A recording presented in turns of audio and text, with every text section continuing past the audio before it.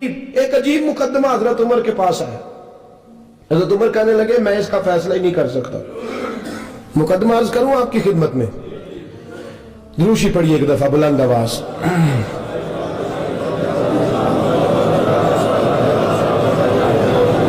حضرت عمر فاروق رضی اللہ تعالیٰ عنہ کا زمانہ ہے تو کیس آیا. ایک شخص نے 4 ایکڑ زمین بیچی, دوسرے نے خریدی. جس نے بیچی وہ کسان نہیں تھا, کوئی اور کام کرتا تھا. اس نے کہا میرے پاس فارغ ہے, میں تو کاشتکاری نہیں کرتا, تو ایک کسان نے خرید لی. توجہ ہے میری بات پر. وہ کسان ہل چلا رہا تھا, پہلے دن ہل چلایا تو اس کھیت کے اندر سے خزانہ نکل آیا. کھیت سے خزانہ کس کا ہے یہ جی؟ بھائی جی دی سڑک لنگ جائے نا, وہ آتا ہے اور میں دینی نہیں, تسی بیانہ واپس لو. اب تو سڑک گزر گئی, مجھے تو پتہ ہی اب چلا ہے کہ یہاں ہاؤسنگ سوسائٹی آنے والی, میں تو نہیں دیتا ہی, رکھ لے. آپ کیا نکل آیا؟ ہیرے جواہرات چاندی لال نکل آئے. اب اٹھا کے نا وہ شخص نکلا ہے, وہ رکھ لیتا, سنبھال لیتا, کیا ضرورت تھی؟ ویسے بھی لوگ تو پیسے بتاتے ہی نہیں کتنے. اٹھا کے نا وہ خزانہ تو جس نے بیچے تھے اس کے گھر چلا گیا. کہنے لگا میں نے زمین خریدی تھی, خزانہ نہیں خریدا تھا, تیرا ہے, تو لے لے, تیرا ہے, رکھ لے. وہ بھی صحابی رسول ہے. میرے نبی نے دنیا کی محبت کھینچ ڈالی ہے دلوں سے. وہ کیا کہنے لگے؟ کہنے لگے میں نے تو 4 ایکڑ سے بڑی مشکل جان چھڑائی ہے, تو اب پھر دولت لے کے آ گیا ہے. اس نے کہا یہ تیرا ہے, تو ہی رکھ, میں نے زمین بیچی تھی تو جو اس کے اندر تھا وہ سارا ہی تیرا ہے, بیچ ڈالا تھا. کہنے لگا نا میں نے زمین خریدی ہے, خزانہ نہیں خریدا. وہ کہنے لگا نا بھائی میں نے تو ہر شے بیچ دی ہے, اس میں سے پھل اگے, پھول نکلے, وہ سارے. جاگ رہے آپ لوگ؟ آنکھوں ہے ہی کام جاگرن والا ہے, یہ ہوتا ہی نہیں. یہ عجیب معاملہ ہے نا جی. یہ فرشتے ہیں جو دنیا میں بستے تھے, یہ انسان تھے جن کو فرشتے بھی دروازے کھول کے دیکھتے تھے یہ کیسے انسان ہے. اب مقدمہ حضرت عمر کے پاس آ گیا. توجہ ہے میری بات پر. حضرت عمر فاروق کے پاس آیا. حضرت عمر فاروق نے دونوں کی بات سنی تو جس نے بیچی تھی اس سے کہنے لگے پرانے مالک سے, کیا لی یار تو لے لے, مجھے لگتا ہے کہ تیرے ہی ہیں, تیرے بڑوں نے دبائے ہوں گے, تو نہیں نکال سکلا, تو ہے تو وراثت تیری بنتی ہے نا, رکھ لے. کہنے لگا عمر آپ کیا سرائی کر رہے ہیں؟ اگر یہ بات غلط ثابت ہو گئی اور قیامت میں مجھے اس خزانے کا حساب دینا پڑا تو آپ میرے ساتھ اٹھیں گے نا, میرا بوجھ اٹھائیں گے نا؟ حضرت عمر کہنے لگے جی میں کوئی نہیں اٹھاتا, میں تیرا بوجھ. اب وہ جس کو بیچا تھا حضرت عمر کہنے لگے بھائی اس نے تو تجھے دے دیا تھا, اب تیرا ہے تو رکھ لے. کہنے لگا عمر آپ قیاس کر رہے ہیں, آپ قیاس کر رہے ہیں, اگر قیامت والے دن میں پھنس گیا تو میں آپ کا نام لے لوں اللہ کی بارگاہ میں؟ حضرت فاروق اعظم نے نا سر پکڑ لیا, فرمایا میں فیصلہ ہی نہیں کرتا, تم حضرت ابی بن کعب کے پاس جاؤ رضی اللہ ہو. حضرت ابی بن کعب کے پاس آئے اور آ کے ان دونوں نے کہا حضرت جی ہمارا ایک کیس الجھ گیا ہے. فرمایا وہ کیا؟ صحابہ وہ صحابہ تھے جن کی ہر صبح عید ہوتی تھی, خدا کا قرب حاصل تھا, نبی کی دید ہوتی تھی. حضرت ہمارا کیس الجھ گیا ہے, حضرت عمر سے فیصلہ نہیں ہوا, آپ مہربانی. فرمانے لگے وہ کون سا کیس ہے جو عمر فاروق سے فیصلہ نہیں ہوا؟ وہ کون سا کیس ہے؟ کہ حضرت جی یہ معاملہ ہے. توجہ ہے میری بات پر. یہ والا معاملہ ہے کہ اس نے بیچی ہے جگہ, میں نے خریدی ہے, اب خزانہ نکل آیا, میں کہتا ہوں تیرا ہے, یہ کہتا ہے نہیں تیرا, میرا میری نہیں. جی یہ کون سا دور ہے؟ بولے نا وہ کون سا دور تھا؟ خیر الناس من ينفع الناس, لوگوں میں بہتر وہ جو لوگوں کے لیے نفع بخش. یہ کہتا ہے خزانہ تیرا ہے, میں کہتا ہوں نہیں, تو کون سا دور ہو گیا؟ تیرا تیری کا. حضرت سیدنا ابی بن کعب رضی اللہ تعالیٰ عنہ نے سر جھکا لیا.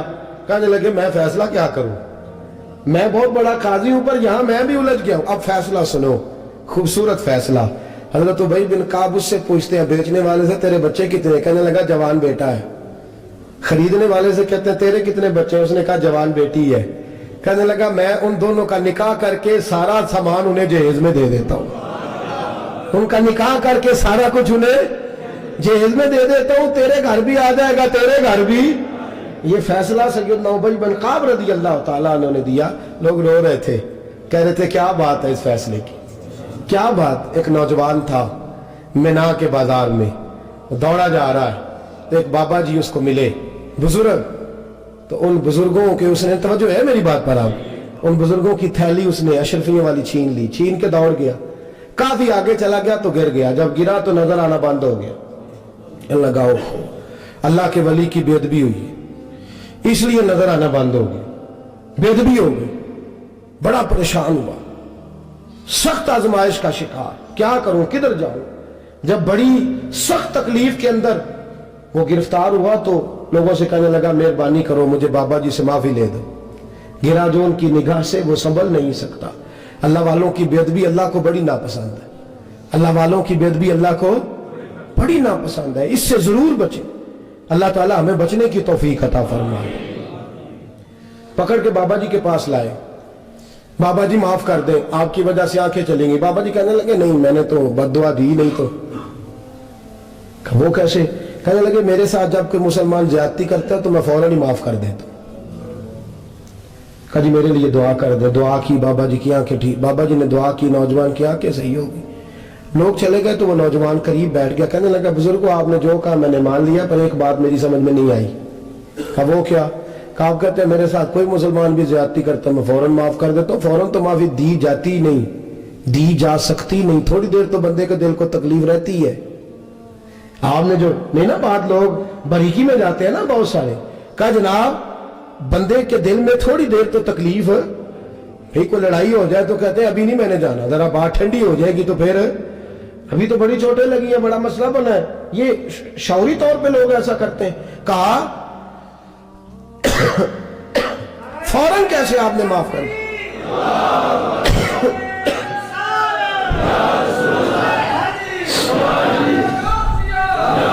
कहा फौरन कैसे माफ कर दिया? तो बाबा जी कहने लगे, मुझे अपने नबी से प्यार ही बड़ा है, सल्लल्लाहु अलैहि, हम इश्क के बंदे हैं, क्यों बात बढ़ाई है, मोहब्बत बड़ी है रसूल रहमत से, पर मैं क्या बात है। बाबा जी कहने लगे, मैंने हुजूर की एक हदीस पढ़ ली है, अब जो मुसलमान भी ज्यादती करता है मैं फौरन माफ कर देता हूं। कहा वो क्या हदीस? सुने मेरे दोस्तों, और बुजुर्गों की सोच देखें कहां तक जाती है।